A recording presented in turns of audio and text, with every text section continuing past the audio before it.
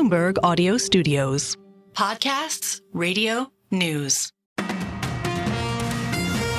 Good morning, I'm Nathan Hager. And I'm Karen Moscow. Here are the stories we're following today. Karen, Israel's multi-front conflict with Iran-backed militias is now entering its second year with little end in sight.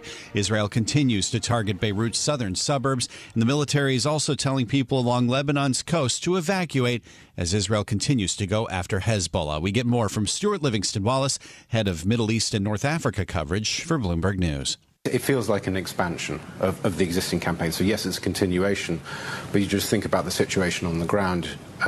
Yes, most of the strikes have gone into southern Beirut, the Hezbollah stronghold, the Bekaa Valley. We obviously did see that bombardment of the link between Lebanon and Syria, and that is concerning given the number of people that are trying to get out of the country. And now if you have some sort of naval operation going on to the west, that again, it just sort of speaks to almost this encirclement that's going on. Bloomberg's Stuart Livingston-Wallace reports Israel's Defense Minister Yoav Gallant will be in Washington tomorrow as the country continues to weigh its response to Iran's ballistic missile attack last week. President Biden has urged Israel not to target Iran's nuclear or oil infrastructure out of concern it could spark a wider war and push up energy prices.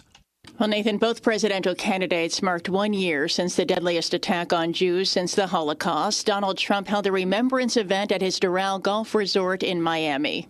The anti-Jewish hatred has returned even here in America, in our streets, our media, and our college campuses, and within the ranks of the Democrat Party in particular. Not in the Republican Party, I will tell you that. It's not in the Republican Party. And Trump said the election would not only be the most important day in the history of the United States, but also in Israel. Earlier, Vice President Kamala Harris planted a pomegranate tree in memory of the victims at her official residence in Washington. She said the world must never forget October 7th. And Karen, the relationship between the U.S. and Israel was a key discussion point in Vice President Harris's interview with CBS's Bill Whitaker on 60 Minutes. Harris was asked whether Israeli Prime Minister Benjamin Netanyahu remains a close ally of the U.S. With all due respect, the better question is, do we have an important alliance between the American people and the Israeli people? And the answer to that question is yes. Vice President Harris said the administration continues negotiations with Israel with the aim of ending the war and bringing hostages home. Well, Nathan, the geopolitical discussion on 60 Minutes shifted to the war in Ukraine. Kamala Harris vowed that Kyiv's leaders would be part of any U.S. negotiation with Russian President Vladimir Putin to end the conflict. There will be no success in ending that war without Ukraine and the UN Charter participating in what that success looks like. Would you meet with President Vladimir Putin to negotiate a solution to the war in Ukraine? Not bilaterally without Ukraine. No. Ukraine must have a say in the future of Ukraine. Kamala Harris declined to say if she would support Ukraine's push to join NATO if elected. Ukrainian President Volodymyr Zelensky has sought to secure an invitation from the U.S. to join NATO, believing it would provide leverage to negotiate an end to the fighting. And Karen, the vice president also discussed her economic proposals on 60 Minutes. She said she would expand tax credits for parents and first-time home buyers and talked about how she'd pay for it. I'm going to make sure that the richest among us who can afford it pay their fair share in taxes.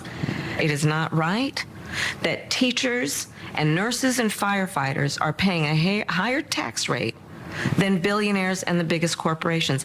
Vice President Kamala Harris insisted even with opposition, she would get her proposals through Congress. In addition to the economy, Harris discussed the southern border, calling on Congress to act and pass legislation. When asked whether the Biden administration's border strategy has been strict enough, Harris called the issue a long-standing problem. Well, let's turn now, Nathan, to a developing story we're watching in the Gulf of Mexico. Hurricane Milton is set to approach the Florida Peninsula tomorrow with wind speeds of up to 155 miles per hour, bearing down on a region still struggling to recover from Helene's devastation. We get more with Bloomberg meteorologist Rob Carolyn. Milton is passing just north of the Yucatan Peninsula this morning. It's about 580 miles to the southwest of Tampa, moving east at 9 miles an hour. It did weaken a little bit overnight. That's because we've seen an eye wall replacement cycle. Looks like the hurricane is in the process of growing a little bit larger. It's a very small system, but it will be getting larger by the time it reaches the west coast of Florida Wednesday night. We do think some weakening will occur due to wind shear and an entraining dry air during the day on Wednesday as it moves into the eastern Gulf of Mexico.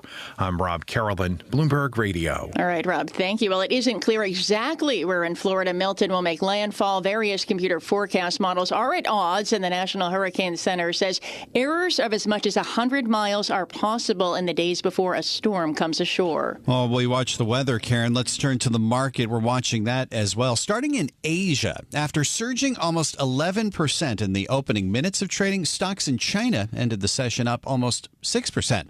China says it is confident it'll reach its economic targets this year, but policymakers held back on any further stimulus. Bloomberg Daybreak Asia anchor Brian Curtis has more from Hong Kong. China's top economic planner, the National Development and Reform Commission, said it would speed up spending.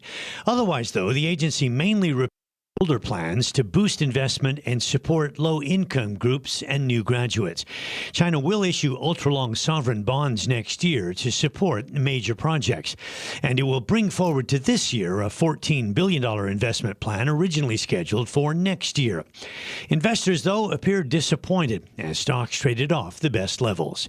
In Hong Kong, Brian Curtis, Bloomberg Radio. All right, Brian, thank you. Well, back here in the U.S., futures are higher this morning after a sell-off to start the week. All three major indexes dropped about 1% yesterday. Tech stocks leading the declines.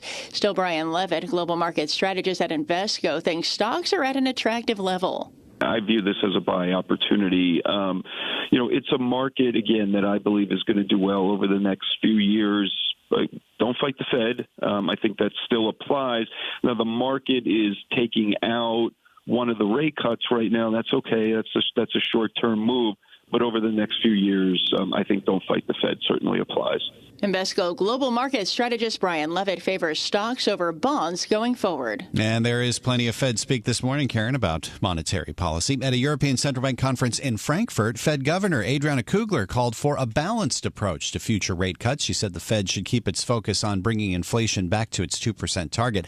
And St. Louis Fed President Alberto Musalem said he supported last month's decision to lower rates by a half point, but he emphasized that he would prefer further reductions to be gradual. And we have a special programming note here, Nathan. Join us later this morning as J.P. Morgan Chairman Jamie Dimon sits down for an exclusive interview with Bloomberg's Lisa Abramowitz at the J.P. Morgan Techstars Conference in London. You can catch it live on both Bloomberg Radio and television at 9:30 a.m. Wall Street time.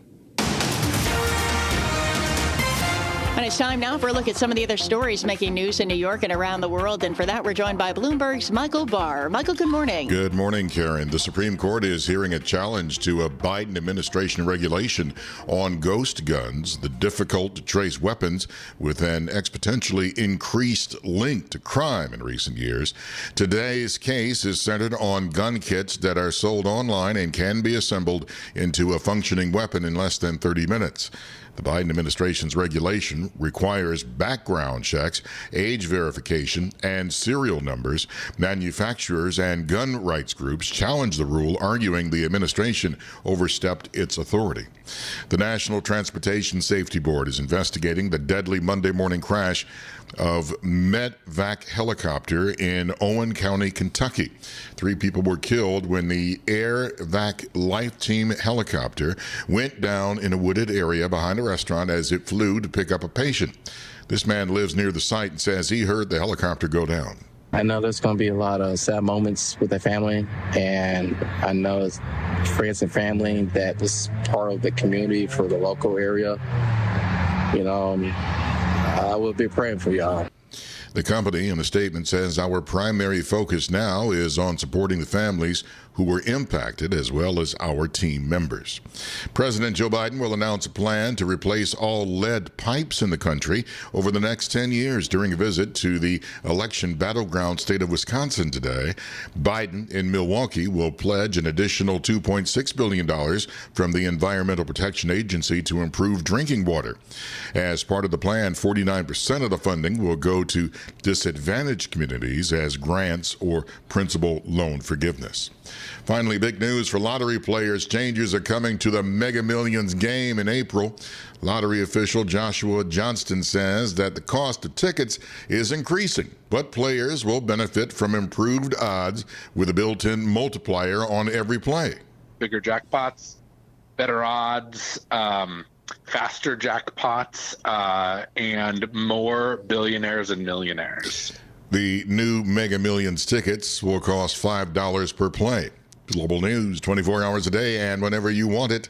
With Bloomberg News Now, I'm Michael Barr. This is Bloomberg, Karen. Yeah, it is a price hike. All right, Michael Barr, thank you.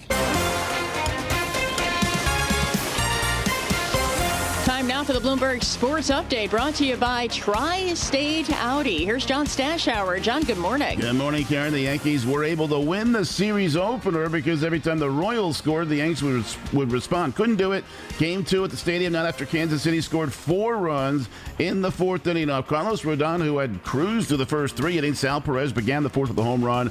Royals weren't done there. Yanks didn't score again until a Jazz Chisholm homer in the bottom of the 9th. Royals won 4-2. The series tied at 1, resuming tomorrow in KC all season.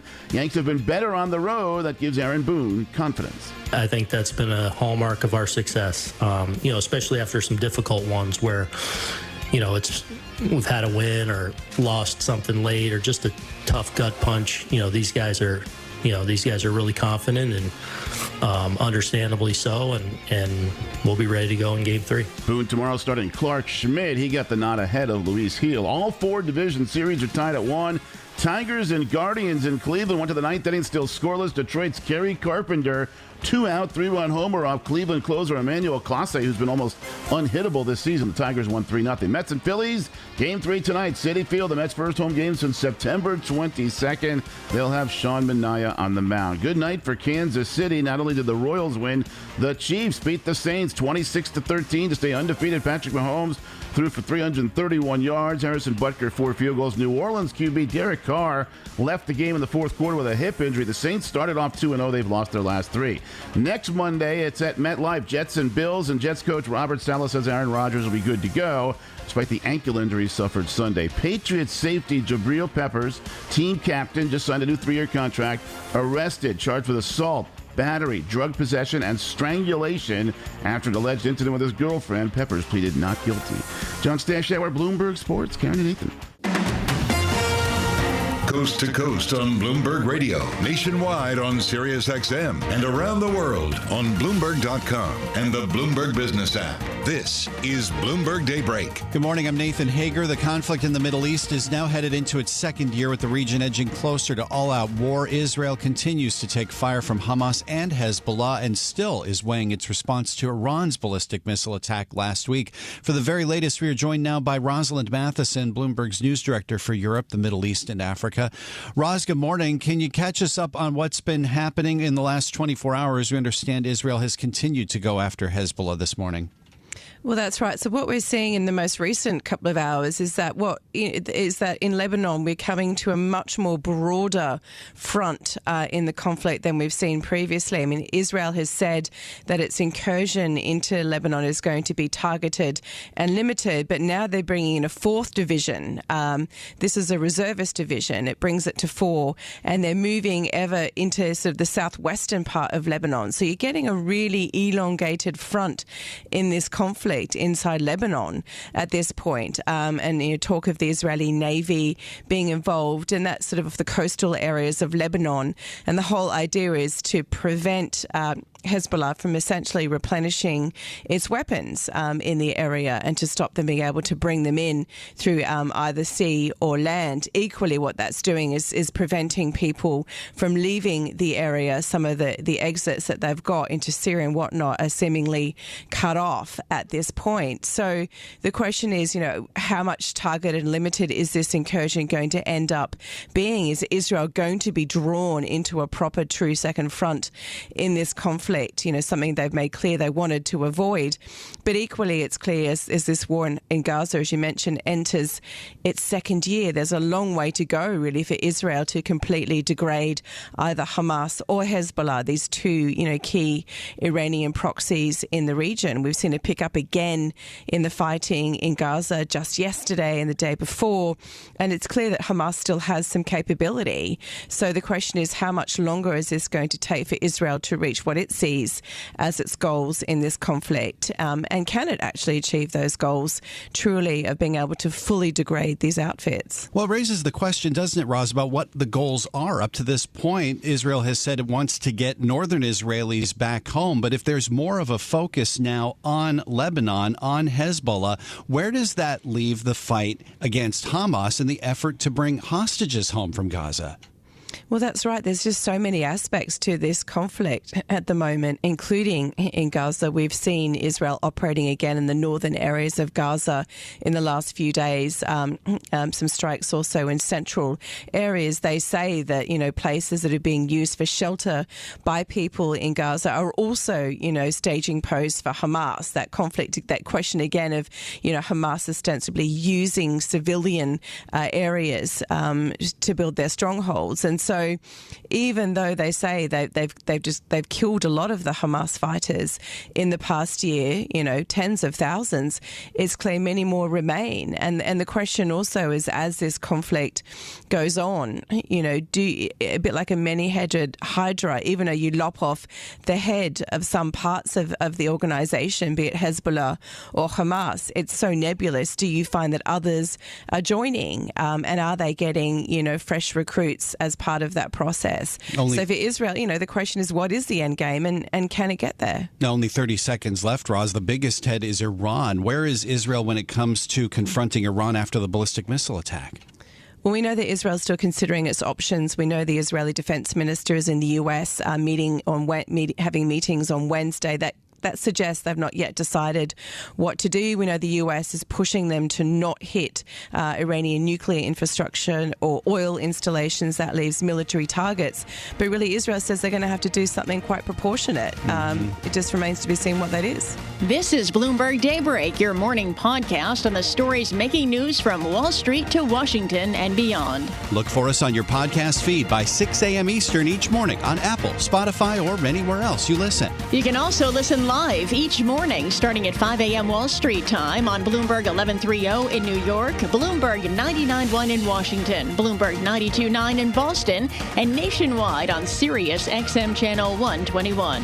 Plus, listen coast to coast on the Bloomberg Business app, now with Apple CarPlay and Android Auto interfaces. And don't forget to subscribe to Bloomberg News Now. It's the latest news whenever you want it, in 5 minutes or less. Search Bloomberg News Now on your favorite podcast platform to stay informed all day long. I'm Karen Moscow. And I'm Nathan Hager. Join us again tomorrow morning for all the news you need to start your day right here on Bloomberg Daybreak.